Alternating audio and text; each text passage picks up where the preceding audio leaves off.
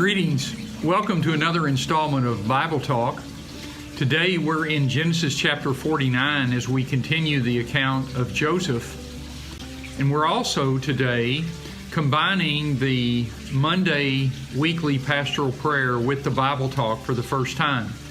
One of the developments of the recent 3 months that we've had of lack of in-person ministries, and now that we've resumed Sunday morning services, then I want to continue the Bible Talk because it's been such a blessing, and I have gotten some positive feedback and the benefits of this, and it's been a great joy for me. So I want to combine the pastoral prayer and the Bible Talk, and we'll continue this to be first aired on Wednesday nights at 6, and then replayed through the various venues throughout the week. And today we come to Genesis 49, and it's a part of the account of Joseph's life, but it's really the account of Jacob. As we've said before many times in these Bible Talk experiences, that when the Bible talks in Genesis of the account or the genealogy of the life of a certain person, and Genesis is a series of genealogies, expanded genealogies, then they don't really talk so much about the history of their life. They talk about the history of their descendants. And again, I think there's an implied message in that the real story of our life is the influence we leave on others. It's not ourselves, so to speak. I once had a professor who said that the measure of a teacher is not their students, but their students' students. And that's the principle that Jesus was modeling in discipleship, the idea of imparting and teaching to others and investing in others that they might multiply that investment in those that follow them. And so that's implied, I think, in Genesis with the various accounts. And this is the account of Jacob, which was focusing since chapter 37 on the life of his son Joseph and his influence on the rest of his family. So we get to chapter 49, and before we conclude the book of Genesis in chapter 50, then we see Jacob, whose name was changed to Israel, who's the father of the Jewish nation through his sons. We see Jacob calling his sons together and blessing them. So let's begin to read and discuss it. By the way, this is a really challenging chapter. I just want to tell you ahead of time that probably of all the chapters that we've examined in the Bible Talk, this one has been the most challenging for me because it's full of imagery, it's poetic language, and it's full of imagery. And as I have read the various commentators and Bible scholars and their take on various parts of this chapter, one of the things that's been abundantly clear is that this chapter is very difficult to translate into English from Hebrew or in any other language from Hebrew. That the Bible scholars run across a lot of words, a lot of concepts here that have a potential variety of meanings, so it really stretches them. So I'm going to be reading today. The particular translation I'm going to use for this reading is from the Holman Christian Standard, and we're going to read that together.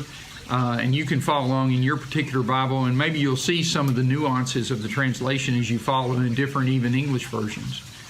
Then Jacob called his sons and said, "Gather around, and I will tell you what will happen to you in the days to come." So what we find at the end of the chapter is that he's blessing them. But the blessing is basically, here's what I believe, this is a prophecy about you and your life and your future, which I think is fascinating with regard to the content of each of the blessings. "Come together and listen, sons of Jacob, listen to your father Israel." So you see that double word. It's a binomial title for the people of Israel. Jacob, Israel. Jacob is always Jacob, but he's always Israel. God gave him that second significant name.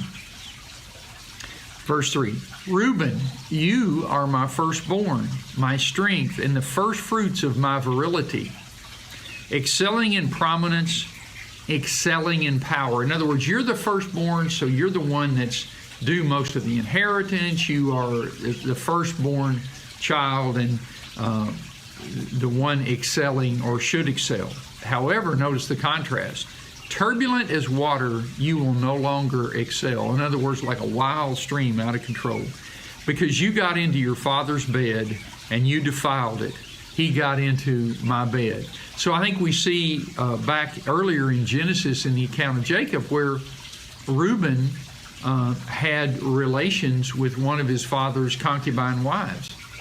And it just was not a good thing. Simeon and Levi are brothers. Their knives are vicious weapons.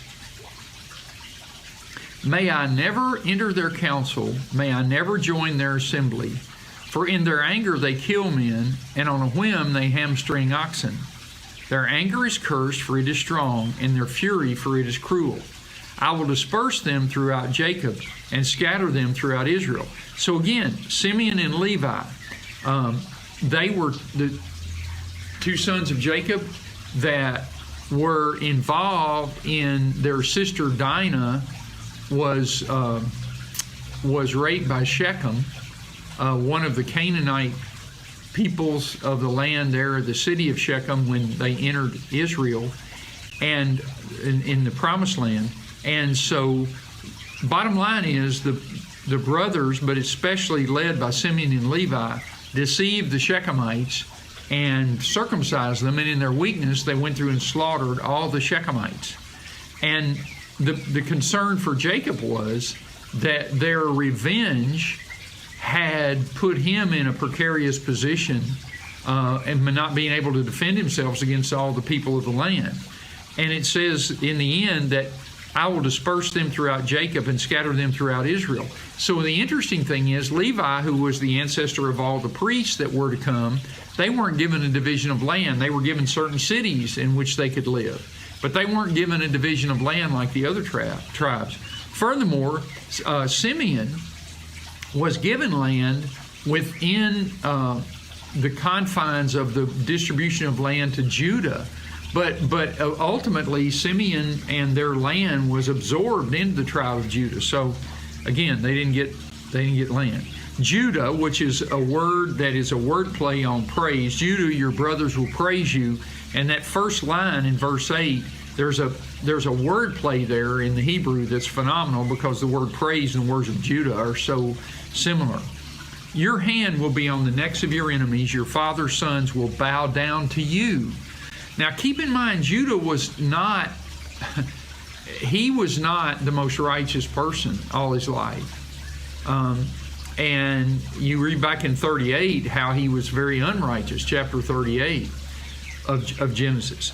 But Judah, at some point, makes a turn, and he becomes a voluntary redeemer even for Benjamin in regard to the sons of Israel as they're going into Egypt, not knowing they're dealing with Joseph and so forth and so on. But what we see here is that Jesus ends up being a descendant of Judah. And the allusions here in this passage, even though there's some of them that are difficult to understand, they all are allusions to ultimate reign of Judah's descendants. It says, your father's sons will bow down to you. That was reserved for Joseph originally, but then now it's for Judah as a young lion. My son, you return from the kill. He crouches, he lies down like a lion or a lioness. Who dares to rouse him? In other words, the lion imagery of strength and power. The scepter will not depart from Judah, or the staff from between his feet, until he whose right it is comes. So the idea is here, again, back to the imagery, and I'm not trying to rush, but this whole chapter, every line is just full of stuff. But the scepter will not depart from Judah. That means that Judah will be king. In other words, which is of course an allusion to the Messiah, Jesus later to come as king. Or the staff from between his feet. Again, that's a euphemism, a milder way of saying, because between the feet, for a female, it would be relating to the birth canal. For the male, it would be relating to the reproductive organs. The idea here is that means that The staff won't, in other words, the reign won't depart from Judah. There will be a descendant of Judah that will be king until he whose right it is comes. And that word right it is the word, a variety of the word Shiloh in Hebrew. And there's huge discussion and distinction within the scholarly community as to what that word actually means in this context. And there are four primary interpretations of that. But one of the reasons I'm using this translation today is because the consensus is that this particular line, until he whose right it is comes, and that's referred to as this passage is first referred to in the book of Ezekiel. That seems to be the way it's used there as well. And so the idea is this is talking about Judah having a ruler until the ultimate ruler, the descendant of Judah, comes. And keep on with Judah. And the obedience of the peoples belongs to him. So that's the following line, that he whose right is come. So in other words, he'll have a right to reign. He ties his donkey to a vine and the colt of his donkey to the choice vine. He washes his clothes in wine and his robes in the blood of grapes. His eyes are darker than wine and his teeth are whiter than milk. Those are all metaphors that would be used in the ancient Near East that would indicate prosperity and abundance, that many of the same kind of metaphors throughout this blessing of Jacob exist, but is particularly relevant to Judah and to his descendants. And then we go, Zebulun will live by the seashore and will be a harbor for ships, and his territory will be next to Sidon. Now that's fascinating, because if you look at the map, and by the way, I should have said it might help you to have a map of the distribution of the tribes in front of you as we talk about this chapter. But Zebulun was landlocked. Now that's bizarre. Zebulun was landlocked, but Zebulun will live by the seashore. And what the common consensus is, and that this is a reference to the fact that even though Zebulun is landlocked, that the location of Zebulun up in the Galilee is in an area where there's a lot of trade, and that they'll have a connection to the sea and export and import and so forth. Issachar is a strong donkey lying between the saddlebags. He saw that his resting place was good and that his land was pleasant, so he leaned his shoulder to bear a load and become a forced laborer. So again, there the idea is Issachar, also up in the north, in the Galilean region, the people in that part of Israel, in that part of the country, were particularly plagued by the non-Jewish, the Gentiles of that area.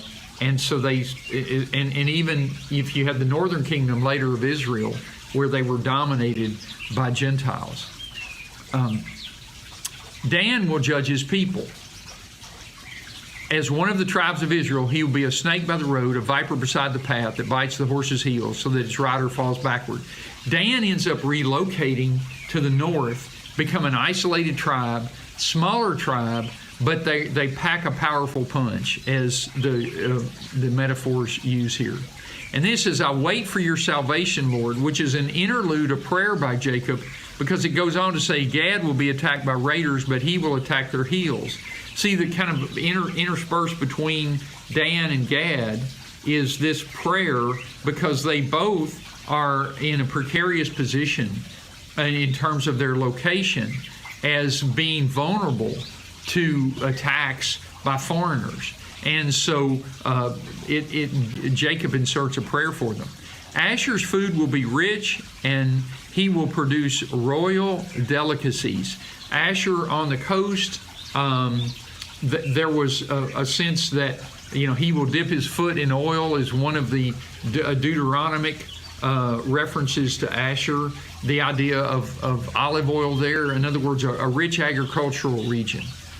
Naphtali is a doe set free that bears beautiful fawns. So again, these are some of the more obscure tribes, so to speak, in some sense of the word, and there's not a lot of reference here Whereas Judah and Joseph, as we'll see in just a minute, I mean, they get a huge amount of material in this blessing.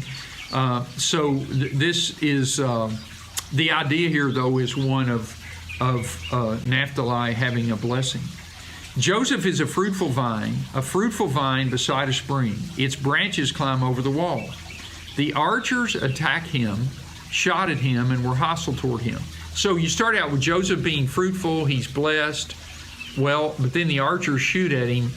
That appears to be an allusion to his brother's betrayal. Yet his bow remained steady, and his strong arms were made agile by the hands of the mighty one of Jacob, by the name of the shepherd, the rock of Israel. So the idea here is that, Joseph was a blessed son. His blessing created envy in his other brothers, and yet he remained steady even in the face of their betrayal, and became, by God's power and God's grace, became their deliverer. By the name of the shepherd, the rock of Israel, by the God of your father who helps you, and by the Almighty who blesses you with the blessings of the heavens above, blessings of the deep that lie below, and blessings of the breast and the womb.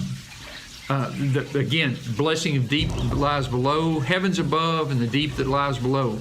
That's what's called a merism, M-E-R-I-S-M. That's called, the heavens and the earth, means all inclusive. So it's talking about here, there's a blessing of water for abundance and life, that from all the possible sources. There's this allusion there. And the blessings of the breast and the womb. So again, the idea is the blessing of progeny, of descendants, of fertility, of fruitfulness. The blessings of your father excel the blessings of my ancestors, and the bounty of the eternal hills. May they rest on the head of Joseph. So again, may Joseph receive the blessing that even was there for Abraham, Isaac, and Jacob, and may it extend through him on the crown of the prince of his brothers. So Jacob, he says, hey, Joseph is the prince. He's the one who saved you guys. And then the last one mentioned is the youngest. Benjamin is a wolf. He tears his prey. In the morning he devours the prey, and in the evening he divides the plunder. So the idea here is that Benjamin, subsequently in the history of Israel, Benjamin becomes a very militaristic, even pugnacious and violent, known for their fighting and their aggressiveness, which again is alluded to here. These are the tribes of Israel, 12 in all. And by the way, Manasseh and Ephraim, the half-tribes, weren't listed because there isn't a tribe of Joseph. There's Manasseh and Ephraim, the half-tribes, which summarize Joseph. And they're given land, but they are included in Joseph's blessing because you remember Jacob adopted them. So again, identity has to do with family lineage in the Bible. That's huge. That is huge. We absolutely miss it, especially in our fractured society as we're dispersed and we live all over everywhere in America today. These are the tribes of Israel, 12 in all, and this was what their father said to them. He blessed them, and he blessed each one with a suitable blessing. Notice that last sentence 3 times. He blessed them, he blessed each one with a suitable blessing. We're going to come back to that in just a minute in our prayer. Then he commanded them, I am about to be gathered to my people. Bury we with my fathers in the cave of the field of Ephron the Hittite, the cave in the field of Machpelah near Mamre in the land of Canaan. That's, again, today one of the most volatile sites in Israel because Abraham, Isaac, and Jacob are all buried there. You can look up on the internet about Hebron and all of that. This is the field Abraham purchased from Ephron the Hittite as a burial site. Abraham and his wife Sarah buried there, Isaac and his wife Rebekah are buried there, and I buried Leah there. The field and the cave in it were purchased from the Hittites. When Jacob had finished instructing his sons, he drew up his feet into the bed and died. He was gathered to his people. So this is the end of Jacob's life.